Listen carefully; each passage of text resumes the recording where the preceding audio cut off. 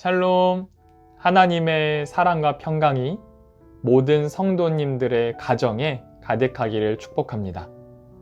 오늘 주말 묵상은 사무엘하 13장 23절부터 39절까지의 말씀을 담고 있습니다. 첫 부분인 23절을 읽어드리면서 말씀을 시작하겠습니다. 만 2년 후에 에브라임 곁 바알하솔에서 압살롬이 양털을 깎는 일이 있음에 압살롬이 왕의 모든 아들을 청하고. 아멘. 23절 한 절만 읽어도 궁금한 점이 몇 가지 생깁니다. 첫 번째는 만 2년 후에 라는 표현인데요. 만 2년 전에는 무슨 일이 있었을까 궁금해집니다. 두 번째는 다윗 왕의 셋째 아들인, 즉 한 나라의 왕자인 압살롬에게 양털을 깎는 일이 있었다는 것은 무슨 말인가 라는 점입니다. 세 번째는 압살롬이 왕의 모든 아들을 왜 청했는가 라는 것입니다. 순서대로 살펴보면 만 2년 전에 어떤 일이 있었는지는 어제 매일 성경 본문을 보면 알 수 있는데요. 사무엘하 13장 1절부터 22절에 다윗 왕의 첫째 아들인 암논이 자신의 배다른 누이인 다말을 성폭행한 장면이 등장합니다. 다윗은 아들의 죄에 대해 분노했지만 그뿐이었습니다. 어떠한 징계도 내리지 않았습니다. 다말은 큰 상처를 입었고 그의 친오빠인 압살롬은 배다른 형인 암논의 죄에 대해서 함구하면서까지 치밀하게 그에게 복수할 기회를 노렸습니다. 그러한 마음을 품고 만 2년이 지난 것입니다. 압살롬은 드디어 그동안 속에 품고 있던 복수의 칼날을 휘두를 기회를 잡게 됩니다. 그 장소가 바로 해발 1000km가 넘는 바알하솔에 있는 자신의 양떼 목장이었습니다. 다윗 시대의 고대 근동에서는 양모 무역이 활발했고 양모 산업이 매우 중요했습니다. 그에 따라서 양털을 깎는 날은 축제일과 같았습니다. 따라서 이날의 압살롬은 다윗과 그의 중신들을 그 자리에 초대했는데 아들의 행사에 혹시 방해가 될까 싶어서 다윗은 가지 않았습니다. 그러나 대신에 첫째인 암논을 포함한 모든 왕자들이 초대되어서 그 자리에서 벌어지는 만찬을 즐겼습니다. 여러 왕자가 함께 했기 때문에 그동안 속내를 숨겨온 압살롬은 아무런 의심도 받지 않았습니다.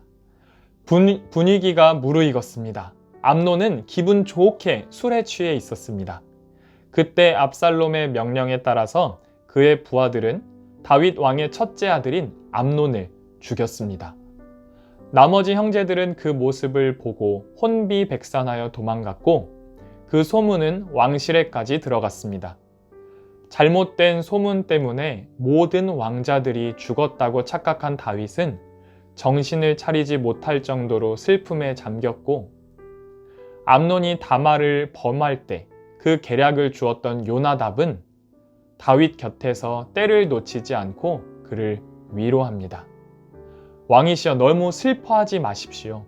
왕자들은 다 죽지 않았을 것입니다. 오직 암논만 죽었을 것입니다. 오늘의 사건은 압살롬이 자신의 누이인 다말이 당한 그날부터 암논에게 앙심을 품고 있었기 때문에 벌어진 일입니다. 그냥 글로 읽고 또 남의 일로 보아서 그렇지 이 일은 국가적으로 굉장히 큰 사건입니다. 왕위 계승자를 죽인 사건입니다. 따라서 그를 죽인 압살롬은 몸을 피신할 수밖에 없었습니다. 복수에 성공한 그는 그의 외할아버지인 달메에게로 몸을 피신하였습니다. 본문에는 그술 왕 암미훌의 아들이라고 나오는데 그가 바로 압살롬의 외할아버지입니다. 압살롬이 도망한 지 3년이 지났고 다윗 왕은 그를 그리워할 뿐 암논이 다말을 범했을 때 아무런 조치도 취하지 않았던 것처럼 특별한 처벌을 내리지 않았습니다. 사랑하는 성도 여러분, 여기까지의 이야기를 들으시면서 어떤 부분에 주목하게 되십니까? 어떤 내용에 더욱 초점을 맞추고 말씀을 읽고 또 듣고 계십니까? 저는 이 본문을 보면서 죄와 죄를 다루는 방법에 대해서 우리 모두가 함께 생각해 보기를 원합니다. 하인리히의 법칙이라는 말을 혹시 들어본 적이 있으신가요? 대형 사고가 발생하기 전에 그와 관련된 수많은 경미한 사고와 징후들이 반드시 존재한다 라는 것을 밝힌 법칙입니다. 큰 재해는 항상 사소한 것들을 방치할 때 발생한다 라는 뜻이기도 합니다. 사전 대응이 얼마나 중요한가를 교훈하는 이 법칙은 소 잃고 외양간 고친다는 표현을 생각나게 합니다.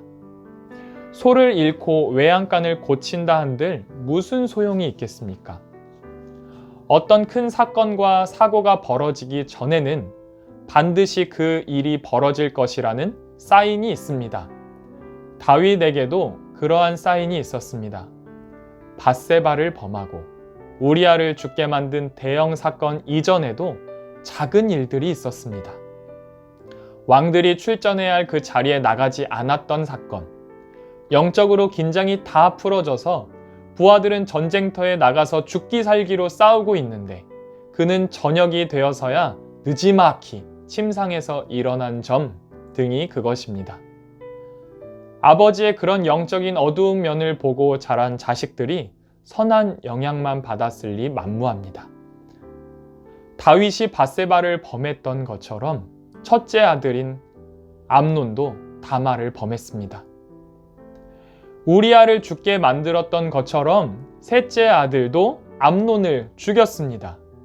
만약에 암논이 다말에게 죄를 범했을 때 다윗이 공의롭게 징계를 내렸더라면 압살롬이 암논을 죽이는 일, 즉 형제간에 죽고 죽이는 일은 없었을 것입니다. 아들들을 정말 사랑한다면 하나님의 공의로우심처럼 그 죄에서 돌이킬 수 있도록 마땅하고 공의로운 조치를 취했어야 합니다. 만약 그랬다면 더 큰 사건을 막을 수 있었고 더 끔찍한 사고, 더 어려운, 더 더럽고 악한 죄의 결과를 보지 않게 되었을 것입니다. 우리 개인의 죄에 대해서도 우리 가정에서 자녀들의 죄에 대해서도 마찬가지입니다. 사랑한다고 다 덮어두면 될까요? 말 안 하고 그냥 내버려 두기만 하면 될까요? 아니지요. 그냥 내버려 두기만 한다면 골마서 더 큰 병을 얻게 될 것입니다. 죄악을 방치하고 내버려 두기만 한다면 걷잡을 수 없는 죄의 결과를 보게 될 것입니다. 사랑하는 성도 여러분, 우리는 그리스도인으로서 서로의 죄를 용서하고 덮어주어야만 합니다. 그러나 나의 죄, 자녀들의 죄, 가족의 죄에 대해서 그냥 덮어놓고 시간이 해결해 주기만을 기다리는 것은 옳지 않은 행동입니다. 더 큰 일을 불러일으킬 수 있습니다. 이 사실을 말씀을 통해 우리는 깨달아야 합니다. 만약에 우리들 안에 반복적으로 짓고 있는 죄악들이 있다면 욕심으로 인해서 그 죄가 커질 징조가 혹시 보인다면 즉시 멈추고 돌이키기를 바랍니다. 짓고 있는 죄를 바라보기만 할 뿐 무책임하게 있었다면 다시 한번 주님께 긍휼을 구하며 나아가기를 원합니다. 하나님께서 우리에게, 우리 자녀들에게 주신 귀한 인생이 앞으로도 펼쳐지게 될 것입니다. 만약에 우리가 우리의 욕심대로 하나님께서 주신 그 시간들을 보낸다면 얼마나 끔찍한 일들이 벌어지게 되겠습니까? 이러한 죄의 결과들을 방지하기 위해서는 우리부터 말씀으로 바로 서야 합니다. 그리고 평소에도 말씀으로 자녀들을 가르치고 죄에 대해서 따끔하게 훈육하고 하나님을 두려워하는 마음을 갖도록 하는 것이 반드시 필요합니다. 그것이 진정한 사랑인 줄 믿습니다.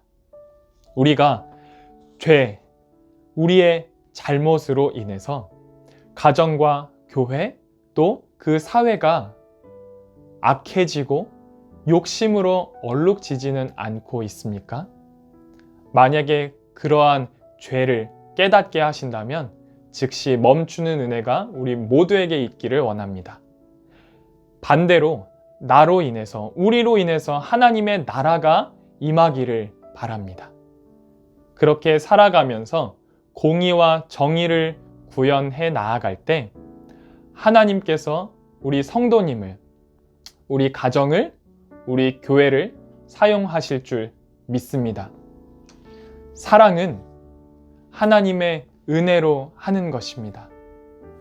죄는 예수님의 은혜로 덮어주는 것입니다. 그러나 죄를 그냥 방치하고 내버려 두는 일이 없도록 우리가 깨어 있기를 원합니다. 지금 짓고 있는 죄를 멈추십시오. 그러면 더 큰 사건, 더 큰 사고를 막을 수 있게 될 것입니다. 사랑하는 성도 여러분과 저에게 하나님께서 날마다 죄를 깨닫게 하시고 죄를 멈추게 하시며 하나님의 나라를 세워가는 은혜를 부어주시기를 간절히 소망합니다.